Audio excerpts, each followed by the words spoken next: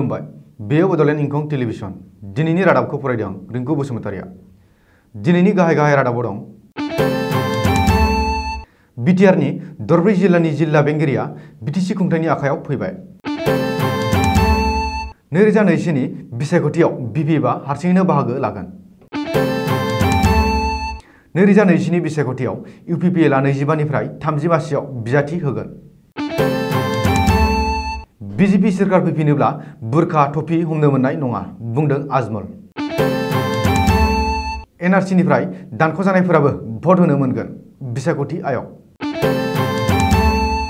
आसामाव गोदानै सा 32 सुबुंनि देहायाव कर'ना पजिटिभ, 2 जिउ खहा। बाक्सायाव हाग्रानि मैदेर गाग्लोबनानै सासे सुबुंनि जिउ खहा। लादाखनि गिबि खेबनि थाखाय गेले भारत जानसिखार गोजां बोथोरनि गेलेनाय बादायलायनाय फोरबोआ दिनैनिफ्राय जागायबाय। सोनाब बेंगलनि जलपाइगुरियाव लामा जाब्रबथायजों 14 सुबुंनि जिउ खहा। दानिया आबुं रादाब।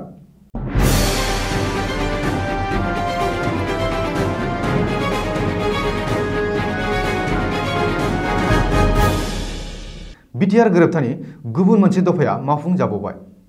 बिटिआर गोरोबथानि बे दफायानो जादों 4.6 दफा।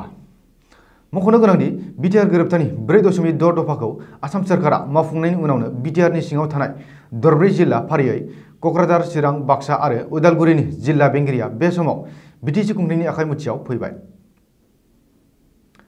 आसाम सोरखारा मोनसे नटिफिकेसन जारि खालामनानै बिटिसिनि दरब्रैबो जिल्लानि जिल्ला बेंगिरिखौ बिटिसि खुंथायनि सिङाव हरबाय। आसाम सोरखारनि बे नटिफिकेसन बायदियै बिटिसिनि गासैबो जौगाखांआरि खामानिफोरखौ नायनाय आरो मावनायनि बिबानफोरखौ दानिफ्राय जिल्ला बेंगिरिया लानांसिगोन। बबेखानि बेनि थाखाय जिल्ला बेंगिरिफोरनि बोसोरारि खामानि मावनायफोरखौ दानिफ्राय आसाम सोरखारनो दैथायहरनो थाखाय बिटिसिनि प्रिन्सिपाल सेक्रेटारिखौ बिथोन हरदों। मख'नो गोनांदि बिटिआर गोरोबथानि दफा बायदियै बिटिसिनि दरब्रै जिल्लानि जिल्ला बेंगिरिखौ बिटिसि खुंथायनि आखायाव हरनायनि थाखाय बिटिसि खुंथायआ गोजोननाय फोरमायदों आरो आसाम सोरखारखौ साबायखर बावदों। 2021 मायथाइयाव खुंजानो गोनां आसाम बिधान सभा बिसायख'थियाव हाग्रामा महिलारि दैदेननाय बिपिएफ दोलोआ हारसिङैनो बाहागो लागोन। बिटिसिनि मोन 12 बियाबाव बिपिएफआ हारसिङैनो बिजाथि फसंगोन। बेनि थाखाय इसिङारि थियारि खालामगासिनो बिपिएफ दोलोआ। कंग्रेसनि दैदेननायाव बिजेपिखौ आसामनिफ्राय गैया खालामनो ज' जानाय गुबुन गुबुन हेंथा दोलोफोरनि जथायारि दोलोआवबो बाहागो लाया बिपिएफ दोलोआ। गोदान दोलोजों गोरोबथा खालामनायखौबो नेवसिदों प्रमिला रानी ब्रह्मआ। मख'नो गोनांदि थांनाय बिटिसि बिसायख'थियाव बिजेपिजों गोरोबथा बायनायनि उनाव बिपिएफआ सोरजों गोरोबथा खालामगोन बेनि बागै सावरायलायबाय थानाय समावनो बिपिएफनि आइजो दैदेनगिरि आरो मन्त्रि प्रमिला रानी ब्रह्मआ फोसावदोंदि फैबाय थानाय आसाम बिधान सभा बिसायख'थियाव बिपिएफआ हारसिङैनो जुजिगोन। बबेखानि गोबां खेब बिसायख'थि गेलेबोनानै बिपिएफ दोलोआ माखासे बाथ्रा सोलोंबोबाय। बेनिखायनो बिपिएफआ देग्लाय हारसिङैनो बाहागो लानानै देरहानो हागोन होननानै दाबि खालामदों मन्त्रि प्रमिला रानी ब्रह्मआ। बेजों लोगोसेनो फैबाय थानाय बिसायख'थियाव बबे दोलोआ सोरखार दानो हानाय गोहोआव फैगोन बेखौ बिपिएफ दोलोआ मदद खालामनानै सुबिदा बादि राजखान्थि खालामगोन होननानै मन्त्रि प्रमिला रानी ब्रह्मआ रोखा फोरमायदों। बिटिसिनि गाहाय आरो इउपिपिएल दोलोनि आफादगिरि प्रमद बर'आ बुंदों दि फैबाय थानाय 2021 मायथाइनि बिधान सभा बिसायख'थियाव इउपिपिएल दोलोआ गासै मोन 25 निफ्राय 30 मासियाव बिजाथि होगोन। मानो होनोब्ला इउपिपिएल दोलोआ आसामनि मोनसे ओनसोलारि दोलो आरो बिटिसिनि बायजोआवबो गुबुन गुबुन बियाबाव बिजाथि होनो हानाय सुजुग आरो थासारि दं। अदेबानि फैबाय थानाय बिसायख'थियाव इउपिपिएल दोलोआ बिजेपिजों जेबो गोरोबथा थानाय नंला नामा होनना खौरांगिरि सोंथियाव बिटिसि गाहाय प्रमद बर'आ बुंदों दि इउपिपिएल दोलोआ बिजेपिजों दासिमबो मावख'आरि बिथिंनि जेबो गोरोबथा जाथ'वाखै। अब्लाबो इउपिपिएल दोलोआ बिजेपिजोंनो लोगोआव थागोन बेनि रोखा इसारा होदों प्रमद बर'आ। नोजोर होनो गोनां बाथ्राया बेसोदि बिपिएफ दोलोआबो मोन 36 मासियाव बिजाथि होगोन होननानै सिगाङावनो फोसावखांखाबाय। बेनिनो बिटिसिनि मोन 12 बियाबा बिपिएफनि दखलाव दंखायो। 2021 मायथाइनि बिसायख'थियाव आसामाव फिन बिजेपिनि सोरखार फैयोब्ला मुसलमान आइजोफोरा बुरखा गाननो मोननाय नङा, मुसलमान हौवाफोरा दारि लाखिनो मोननाय नङा, टुपि हमनो मोननाय नङा। बिजेपिआ खनसेबाव गोहोआव फैयोब्ला मस्जिदाव आजान होनो मोननाय नङा। बे गोख्रों हारियारि बानबुंथिखौ होदों धुबुरीनि एमपि आरो एआइइउडिएफनि गाहाय मौलाना बदरुद्दिन आजमलआ।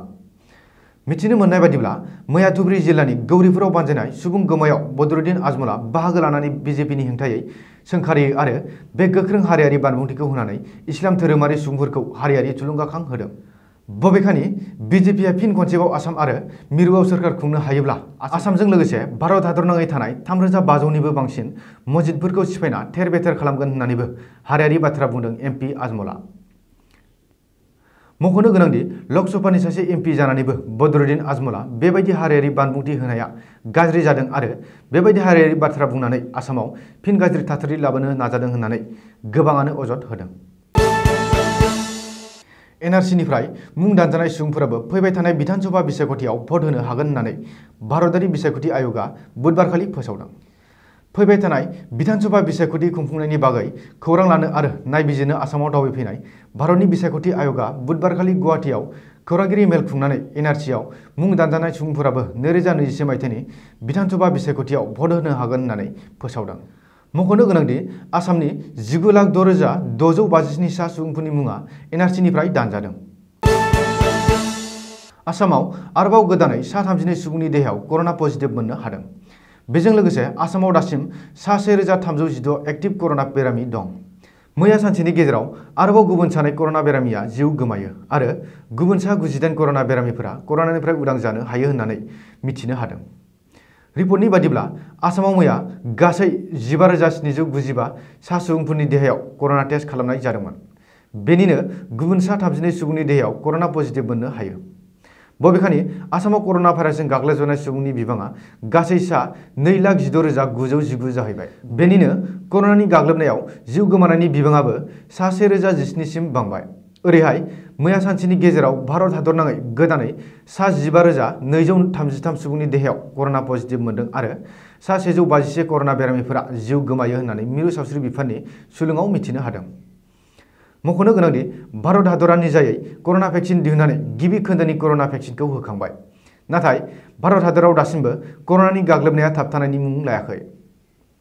भारतआव रोजा रोजा सुबुंफोरा सानफ्रोमबो कर'नाजों गाग्लोबजागासिनो आरो जिउ गोमागासिनो दं। बाक्सा जिल्लायाव दासिमबो सोलिगासिनो दं हाग्रानि मैदेर आरो सुबुंनि दावहाया। बाक्सा जिल्लायाव हाग्रानि मैदेरा दिनैबो सासे सुबुंनि जिउ लादों आरो सासे सुबुंखौ गोब्राबै जखम खालामदों। बे जाथाया जादों बाक्सा जिल्लानि बरापेटायाव। मिथिनो मोननाय बादिब्ला मानास हाग्रानिफ्राय आदार नागिरनानै ओंखारबोनाय मैदेर फालोआ थांनाय हराव बरापेटा गामियाव हाबफैयो आरो गाग्लोबफैयो।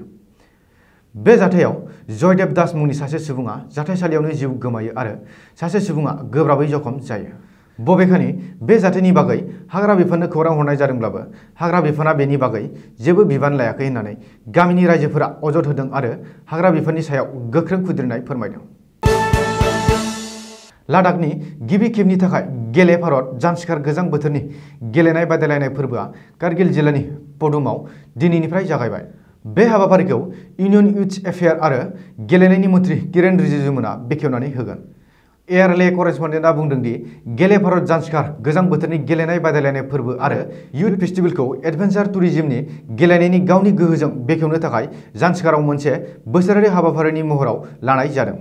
मख'नो गोनांदि फोरबोनि हाबाफारिया लादाखआव दावबायारिफोरखौ गोसो बोहोनायनि थाखाय खुंफुंनाय जायो। बेजों लोगोसे मिथिनाय जायोदि 13थि फोरबोनि गाहाय हाबाफारिफोराव दं बरफआव गाखोनाय, सुहाबनानै थानाय जानस्कार दैमायाव नाव जावनाय, बरफनि हकी गेलेनाय, मुसुखा दानख'नाय आरो इथेनिक जानाय फोरबो। गोबांथार खुवा खुनायनि जाहोनाव लामा हान्थिनो हायैजों लोगोसे लामा जाब्रबथाय जाथाय जानाया दासान्दि गोबांथार। बुंनो थाङोब्ला बेबायदि जाब्रबथाया खुवा खुनायजों जेबो नुयैनि जाहोनावनो गारिया गावजों गाव सौग्रावलायनाय जाथाया जादों। बेबायदि जाथाया सोनाब बेंगलनि जलपाईगुड़ी जिल्लानि सिङाव थानाय धुबुरीयावबो थांनाय बुधबारखालि जादों होननानै सुलुंनिफ्राय मिथिनाय जादों। धुबुरीयाव थानाय धुपगुड़ी जालदाका दालां सेरावनो बे जाब्रबथाया जादों। मोनथिनाय बादिब्ला बे जाब्रबथायजों जाथायसालियाव सा 14 सुबुङा जिउ खहा आरो सा 18 सुबुङा जोखोम जादों होननानै मिथिनाय जादों। मख'नो गोनांदि सा 14 जिउ गोमानाय सुबुंफोरनि गेजेराव सा 6 सुबुंखौ गंसे नखरनिनोमोन होननानै सिनायथिनाय जादों।